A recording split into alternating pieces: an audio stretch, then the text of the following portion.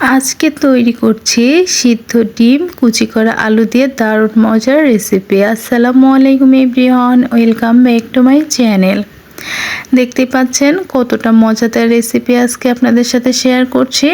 আজকের এই রেসিপিটা তৈরি করার জন্য আমি এখানে 3টা সিদ্ধ ডিম নিয়ে নিয়েছি আর নিয়েছি কিছুটা কুচি করা আলু। এখানে আলুটা আপনাদের পরিমাণ অনুযায়ী নেবেন, যারা বেশি নেবেন তারা কিন্তু চাইলেই বেশি নিতে পারেন, ডিমের পরিমাণটাও বাড়িয়ে নিতে পারেন।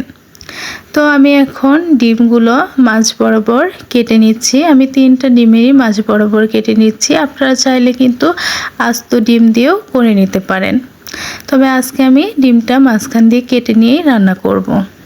এখন চুলায় আমি একটা কড়াই বসিয়ে দিয়েছি। কড়াইটা গরম হয়ে আসলে দিয়ে দিয়েছি তেলটাও গরম করে নিয়েছি। এখানে আমি ডিমটা হলুদ আর লবণ দিয়ে মাখিয়ে নিয়েছি। তারপরে আমি তেলটা গরম হয়ে আসলে এখন সেই হলুদ লবণ মাখানো ডিমটা দিয়ে খুব ভালোভাবে ভেজে নিব। এখানে কিন্তু খুব ভালোভাবে একটু ভেজে নিতে হবে, আর খুব কড়া করে ভাজতে যাবে না, তাহলে কিন্তু রাবার হয়ে যাবে। আমি এইভাবেই কিছুটা সময় ভেজে নিয়ে নামিয়ে নিচ্ছি। আর চুলার আঁচটা কিন্তু এ পর্যায়ে লোতেই ছিল।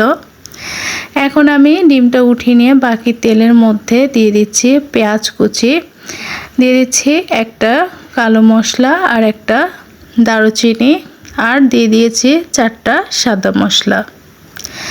এখানে এই মশলাগুলো কিন্তু দিলে দেখবেন যে রান্নার টেস্টটা কিন্তু অনেকটা ভালো হবে। এখন দিয়ে দিয়েছি তেজপাতা, একটা তেজপাতা আমি মাঝখান দিয়ে চিড়ে দিয়ে দিয়েছি। তারপরে আমি পেঁয়াজ এবং মশলাগুলো খুব ভালোভাবে ভেজে নিয়েছি। এই পর্যায়ে কিন্তু খুব ভালোভাবে ভেজে নিতে হবে। তারপরে আমি দিয়ে দিচ্ছি গোটা জিরে। আমার পেঁয়াজটা কিন্তু লাল লাল হয়ে গেলে তারপরে কিন্তু আমি গোটা জিরেটা এখানে ব্যবহার করেছি। গোটা জিরাটা দিয়ে কিছুটা সময় ভেজে নিতে হবে। ভাজা হয়ে গেলে দিয়ে দিচ্ছি পানি। এখানে পানি না দিলে মশলাগুলো কিন্তু পুড়ে যাবে, এই জন্য কিন্তু জিরাটা দিয়ে জাস্ট কিছুটা সময় ভেজে নিয়ে সঙ্গে সঙ্গে পানি দিতে হবে, তা না হলে মশলাগুলো পুড়ে গেলে কিন্তু খেতে একদমই ভালো লাগবে না। পানিটা দিয়েছি। এখন আমি দিয়ে দিচ্ছি আদা পেস্ট 1/2 চা চামচ আর রসুন পেস্ট 1 চা চামচের একটু কম। এখন আদা রসুন পেস্টটা দিয়ে আমি একটু নাড়াচাড়া করে মিশিয়ে দিচ্ছি। তারপরে দিয়ে দিচ্ছি স্বাদ মতো লবণ। এখানে লবণটা যে যার টেস্ট অনুযায়ী ব্যবহার করবেন। দিয়ে দিচ্ছি হলুদের গুঁড়া 1/2 চা চামচের অর্ধেক চামচ পরিমাণে, জিরে গুঁড়ো দিয়ে দিচ্ছি 1/2 চা চামচের অর্ধেকের একটু বেশি, আর দিয়ে দিচ্ছি লাল মরিচের গুঁড়া। এখানে মরিচের গুঁড়ো আমি এটা ব্যবহার করেছি 1 চা চামচের একটু কম। ঝালটা যে যার টেস্ট অনুযায়ী বাড়িয়ে কমিয়ে নিতে পারেন। এখানে আমি এখন ব্যবহার করছি ধনিয়া গুঁড়া। ধনিয়া গুঁড়াটা দিয়েছি 1/2 চা চামচের অর্ধেক চামচ পরিমাণে। সবগুলো মশলা দিয়ে আমি একটু নাড়াচাড়া করে দিচ্ছি। তারপরে আমি মশলাটা কিছুটা সময় কষিয়ে নিচ্ছি। এখানে কিন্তু মশলাটা ঢাকা দিয়ে আমি কিছুটা সময় কষিয়ে নিব। আর অবশ্যই কিন্তু মশলাটা এভাবে একটু সময় নিয়ে কষিয়ে নেবেন। তো আমার মশলাটা কষানো হয়ে গেলে আমি এখন আলুগুলো দিয়ে দিচ্ছি।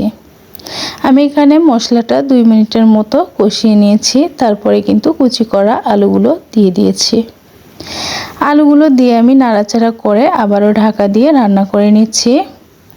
তো কিছুটা সময় কিন্তু রান্না করলে দেখবেন আলুগুলো সিদ্ধ হয়ে যাবে। যেহেতু কুচি করা আলু, সেটি কিন্তু সিদ্ধ হতে খুব বেশি সময় লাগবে না।